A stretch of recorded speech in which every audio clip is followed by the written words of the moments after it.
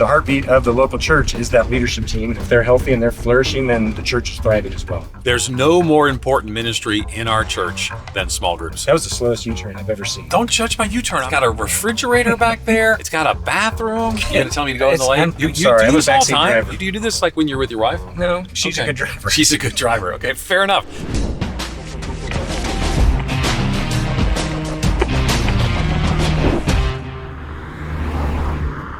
Okay, I am here with Brian Mosley from RightNow Media, and I think like so many people who are watching this know what you do. What do you have? 25,000? 25,000 churches. Yeah. That's amazing. I mean, that's millions of people. Like, yep. I know at Mariners Church we use it. I was at Moody Church before that. But you have a particular love for small groups, which makes sense. I mean, you're kind of small group resources. But then you partnered together with Barna to do this research project on small groups. I was a consultant with that. Loved some of the data we heard and saw. Tell us what we learned. Yeah, I mean, our thought behind all of it was, hey, we've served these small groups for years. What if we just learned a little bit more from Barna, and them doing their research to help us, but also really to help churches know the importance of community in the line of, how does that shape discipleship environments? Community could be small groups, it could be your household, it could be kind of mentoring relationships. We looked at all of them.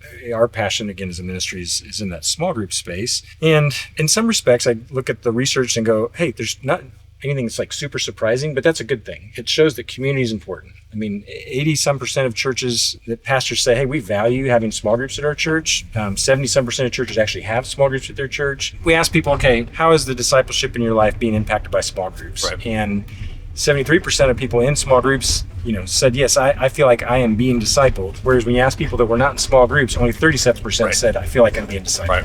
So again, I know that there's a lot of, nuance to all that, but just generally speaking, it's affirming that, hey, when you put people together in community to study God's word, to pray together, to be on mission together, you are going to grow closer to Jesus because you're with people, and that's a part of a journey that's important. So that was the big thing. No scenario by which you find a similar pattern between people in groups and outside of groups. Now, we use some of the foundational work that Eric Geiger and I did when we wrote Transformational Groups. We did this big research project, re-asked some of the questions with Barna. Yeah.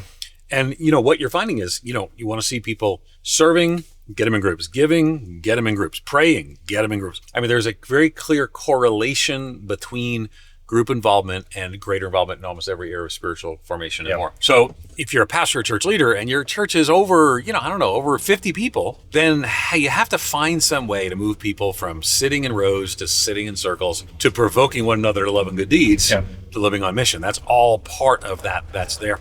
So when you looked at the data, did it reinforce any ideas about best practices, people who use RightNow Media for small groups? Did you say, this is something we need to drill down more on, double down on because we see it's working? Or tell me how it might impact your strategy. Thankfully, again, some of the results were like, that's what you would hope it would be. And so like when you ask people what's meaningful in their small group, they really did say the two most important things that we do in our small group to help in our spiritual formation is read the Bible together and pray together. Okay.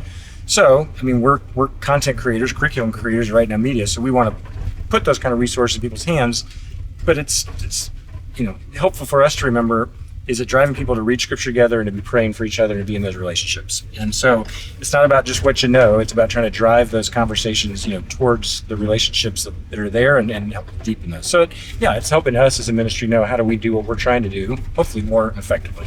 Now, if you were a local church pastor, based on what you've learned and what you know about groups, what would you do at a local church? If you were pastoring a local, I know your service leadership team, what would you be doing? Well, I'll tell you, one of the statistics that came back that was surprising to me, most of them were kind of like, hey, that's affirming what I would hope to see. Sure. But one that was surprising was that I think it was like 34 or 37% of churches, only 34, 37 said that they actually do training for their small group leaders. Oh, that's interesting.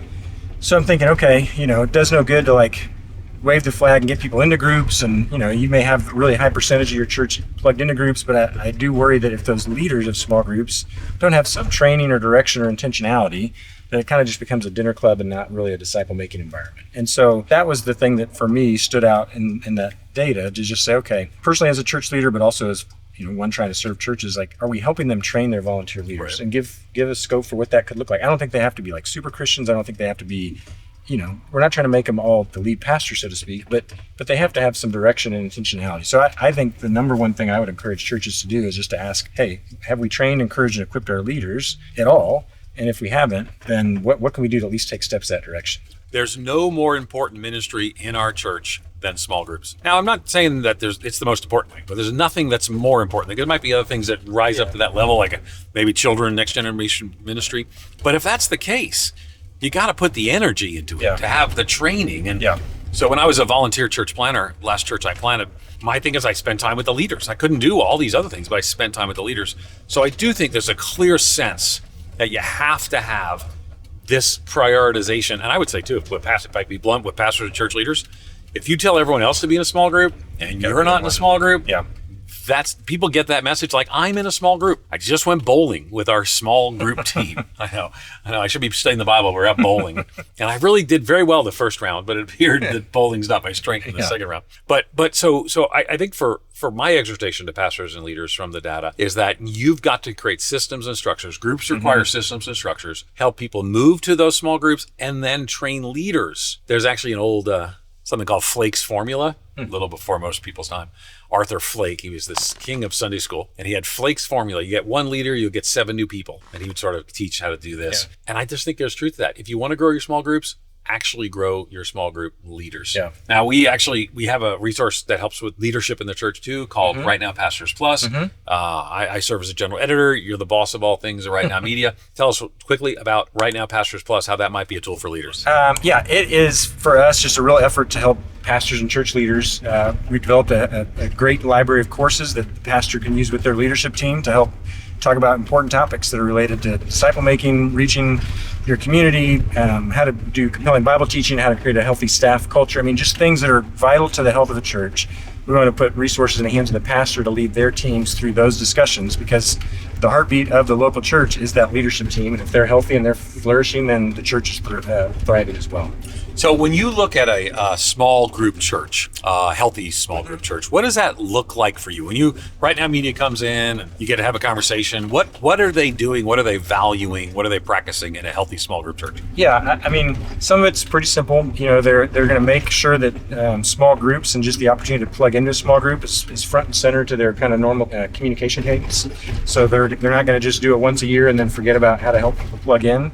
Once they're plugged in, they're going to really look at how those groups can usually rally around either kind of a mission or a demographic, right? It's either like, hey, these are parents, and so that's vital to them, or hey, they have a mission to reach this part of the city or this part of the community.